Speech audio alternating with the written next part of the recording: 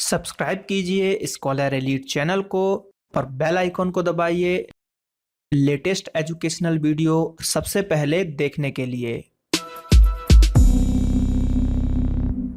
Hello friends, आज के इस लेक्चर में हम पढ़ेंगे रेडियो सक्रियता यानी कि रेडियो एक्टिविटी केमिस्ट्री के डिटेल पार्ट के अंतर्गत। तो पिछले लेसन में हमने बहुत सारी चीजें सीखी थी, बहुत सारे नियम को जाना था और इस लेसन में भी जो है बहुत इंपॉर्टेंट चीजों को हम जानेंगे। तो चलिए हम शुरू करते हैं यहाँ पर आज का लेसन। तो रेडियो एक्टिविता की बात की जा रही है, रेडियो एक्टिविटी की बात की जा रही है, रेडियो सक्रियता की बात की जा रही है। तो प्रकृति में पाए जाने वाले वे तत्व स्वतः विखंडित होकर कुछ अदृश्य किरणों को उत्सर्जित करते हैं, उन्हें रेडियो सक्रिय तत्व कहते हैं। जैसे कि पिछले हमने पार्ट में पढ़ा था कि हाइड्रोजन जो होता है हमारा, उसके जो समस्थानिक थे आपके, ये था, देन ये था और देन ये था, ये तीन थे। जिसमें से थर्ड वाला जो हमने पढ़ा था, जो थर्ड वाला हमने पढ़ा था वो क्या पढ़ा था हमने? ट्राइटियम। इसका नाम क्या था? ट्राइटियम था, ट्राइटियम जो कि रेडियो एक्टिव पदार्थ है या रेडियो एक्टिव तत्व है, जो उसके रेडियो एक्टिविता के, उसमें रेडियो सक्रियता के कुछ गुण दिखाई देते हैं। ये चीज हमने जो है पिछले लेक्चर में पढ़ा था। तो वही चीज कह रहे हैं कि ऐसे तत्व जो कि कुछ अदृश्य विखंडित होकर कुछ किरणों को उत्सर्जित करते हैं, वो किरणें होती हैं अल्फा, बीटा और गैमा।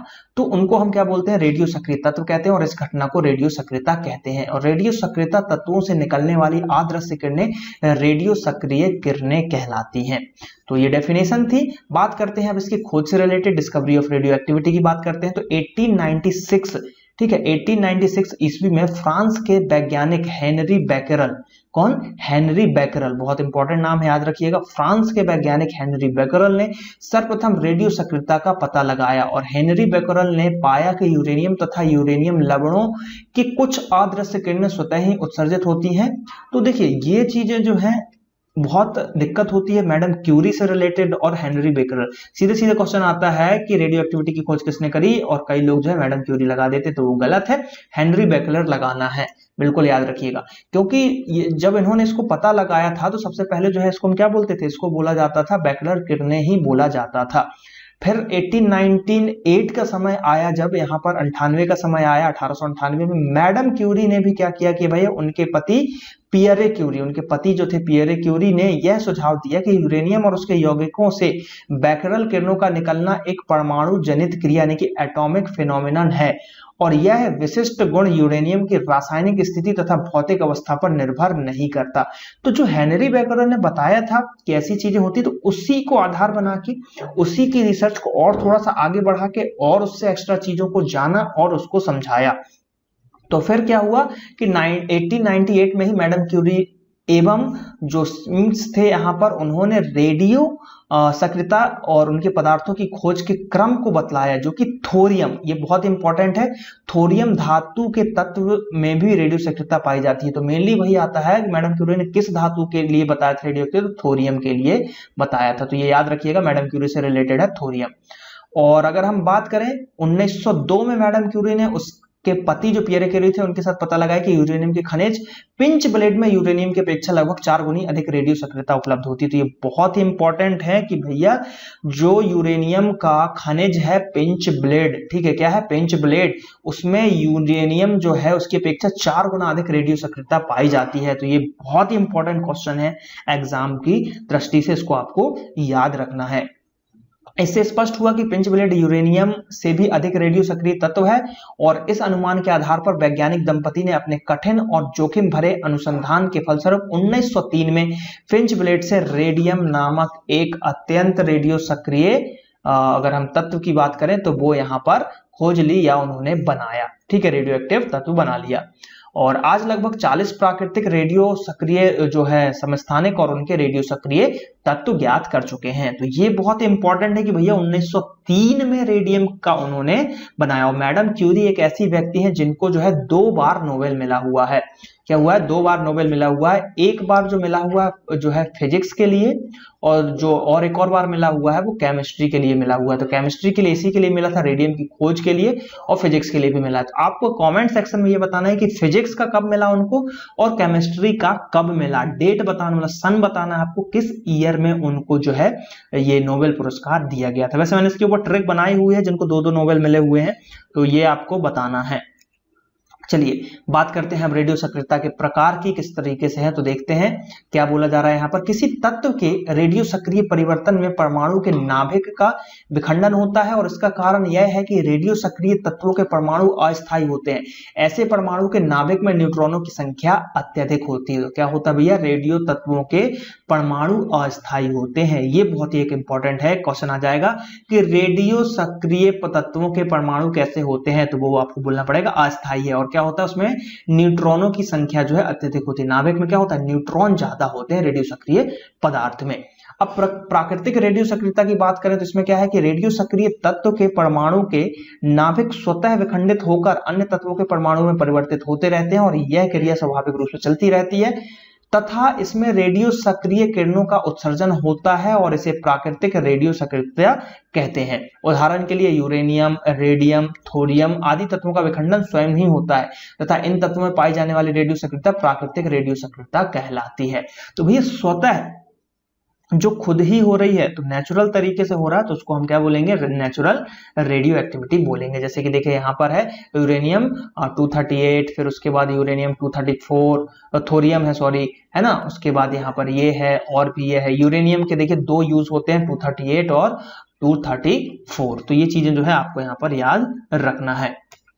बात करते हैं अगले कुछ पॉइंट की। तो जो पॉइंट है हमारे पास कृत्रिम रेडियो सक्रियता, आर्टिफिशियल भी चीजें होती है। तो आर्टिफिशियल कैसे होती है देखते हैं।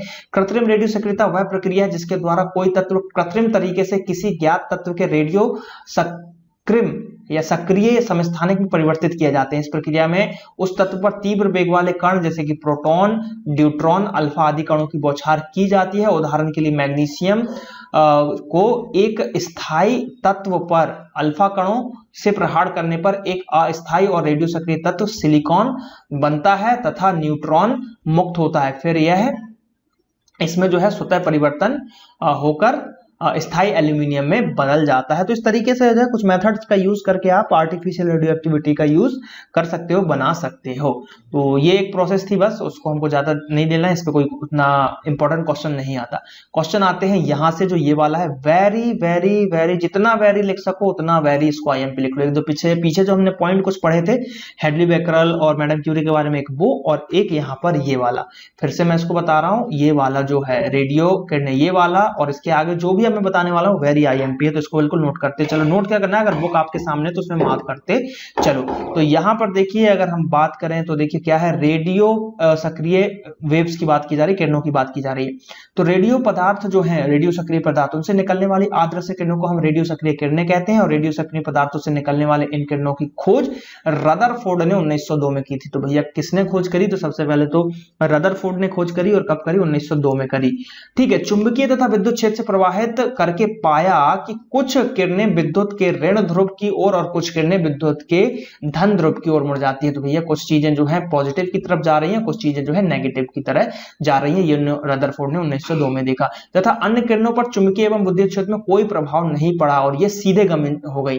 तो रदरफोर्ड ने इन किरणों को क्रमशः अल्फा किरण बताया, फिर बीटा किरणें बताया और गैमा किरणें बताया। तो तीन किरणों के बारे में हमको पढ़ना है आज के इस वीडियो में, अल्फा, बीटा और गैमा। ये तीन जो है बहुत ही इंपॉर्टेंट है, इसी पे बहुत सारे क्वेश्चन होते हैं। तो भैया अल्फा बीटा गैमा किरणें कैसे पता चली, 1902 में रदरफोर्ड ने कुछ चीजें की। अल्फा किरणों उनको पता चला कि भैया कुछ किरणें जो हैं धन की तरफ चली जाती हैं, कुछ किरणें ऋण की तरफ चली जाती हैं, लेकिन कुछ किरणें सीधे निकल जाती हैं। तो उनको अल्फा बीटा गामा किरणें पता चल गई। तो चलिए बात करते हैं आगे। तो अल्फा किरणों की बात करते हैं सबसे पहले। तो देखिए अल्फा किरणें जो है ये क्या जानते हैं अल्फा किरणों के बारे में। तो देखिए अल्फा किरणें क्या है कि ये किरणें अति सूक्ष्म धन आवेशित किरणों की बनी हुई है। तो देखिए भैया अल्फा किरणें जो है धन है, पॉजिटिव है।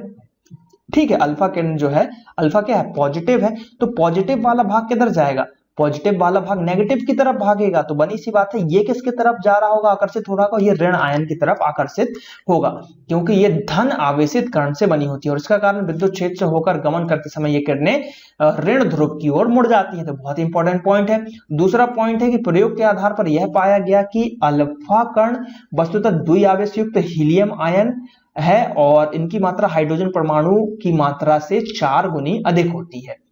तीसरा पॉइंट जो कि इंपॉर्टेंट है, ये कण अत्यंत तीव्र वेग से रेडियो सक्रिय तत्वों के नाभिक से बाहर निकलते हैं और इसका वेग प्रकाश के लगभग 1/10 भाग से होता है। कितना होता है? 1/10।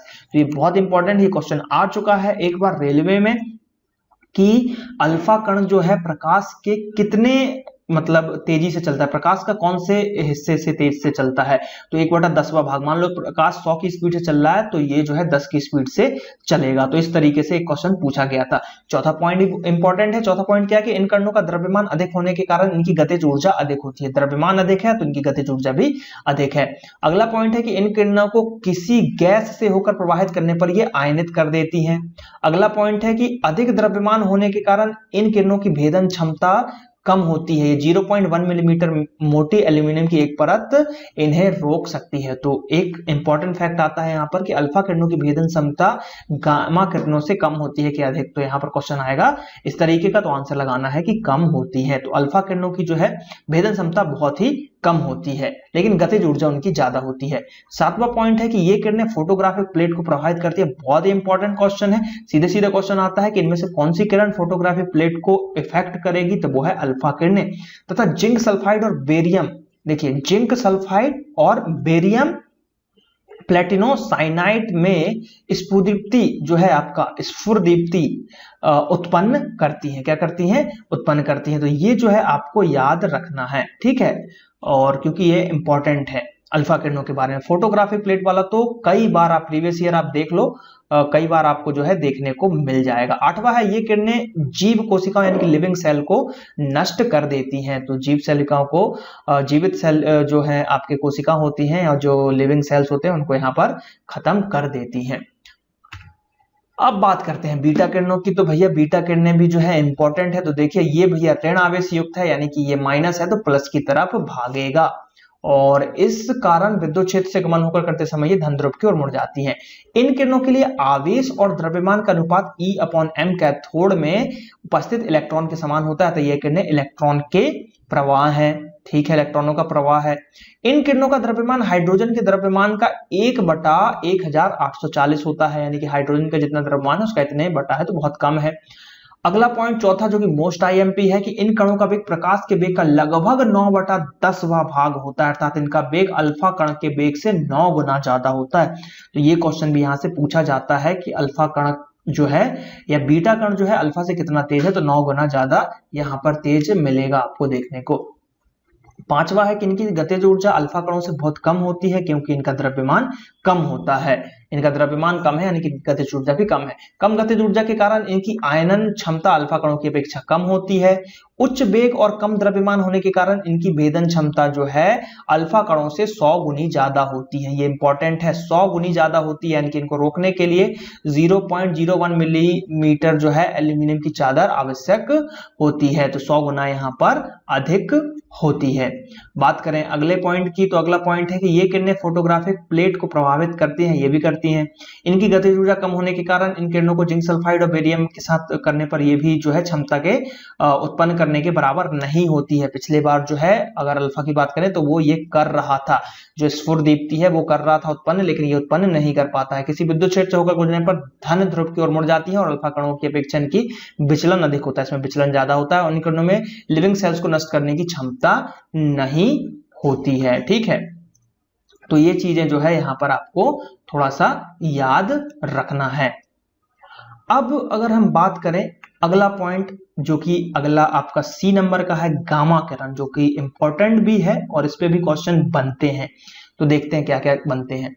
गामा किरणें, ये किरणें विद्युत उदासीन होती हैं और इनका कारण विद्युत क्षेत्र होकर गमन करते समय बी से निकलते हैं। देखिए अल्फा जो था वो नेगेटिव था, पॉजिटिव था तो वो नेगेटिव की तरफ जा रहा था। बीटा जो था वो आपका नेगेटिव था तो पॉजिटिव की तरफ जा रहा था। और गैमा जो है वो आपका भैया न पॉजिटिव है न नेगेटिव है, वो उदासीन है।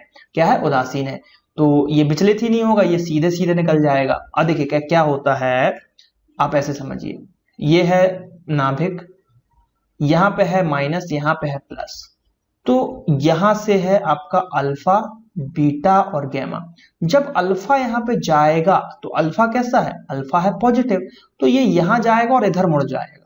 जब बीटा जाएगा, ये माइनस है तो प्लस की तरफ जाएगा, लेकिन जो गैमा जाएगा वो सीधे चला जाएगा, वो इन दोनों में से कहीं नहीं जाएगा। तो इस तरीके से जो है चीजें यहां पर होती हैं।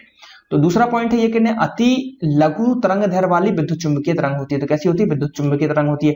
ये किरणें कणों की नहीं बनी होती, ये कणों की नहीं बनी होती और इनका वेग जो है प्रकाश के वेग के लगभग बराबर होता है। तो पहला वाला अल्फा 1/10, दूसरा बीटा 9/10 और तीसरा जो है लगभग बराबर आपका, ठीक है, लगभग यहां पर बराबर हो गया।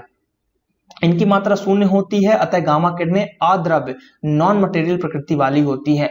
अति उच्च वेग से गतिशील होने के कारण गामा किरणों की भेदन क्षमता अल्फा बीटा किरणों की तुलना में सबसे अधिक होती है। इन किरणों का द्रव्यमान नहीं के बराबर होता है और होने के कारण ये फोटोग्राफिक प्लेट और ये सब जो है इनको प्रभावित बहुत कम प्रभाव पड़ता है, कोई प्रभाव यहाँ पर नहीं डालती है। इन किरणों में जीव कोशिकाओं को नष्ट करने की शक्ति होती है। गतिज ऊर्जा का मान बहुत कम होने के कारण इन किरणों में गैसों को आयनित करने की क्षमता बहुत कम होती है। तो ये कुछ इंपॉर्टेंट पॉइंट थे गामा किरणों से रिलेटेड। तो अल्फा किरणें पढ़ ली हमने, गामा किरणें पढ़ ली, बीटा किरणें पढ़ ली और रेडियो एक्टिविटी के बारे में हमने इस लेसन में जान लिया। तो आई होप कि लेसन अच्छा लगा होगा। जो क्वेश्चन मैंने पूछा है कि भैया मैडम क्यूरी जी को 2 बार नोबेल मिला है, एक बार फिजिक्स में, एक बार केमिस्ट्री में, तो आपको कमेंट करके बताना है कि फिजिक्स में कौन सा मिला है, मतलब कब मिला था, डेट बतानी है, सन बताना है, ईयर बताना है, और केमिस्ट्री में किस ईयर में मिला था। तो ये आपको एक होमवर्क है, तो इसको आप सर्च कीजिए। अगर नहीं पता है तो कमेंट में ज्यादा से ज्यादा मुझको आंसर चाहिए। तो चलिए मिलते हैं अगला जो लेसन होगा, यानी कि अगला जो पार्ट होगा इसका, उसमें हम कुछ और इंटरेस्टिंग चीजों को पढ़ेंगे लूसेंट से। Thank you. जय हिंद, जय भारत।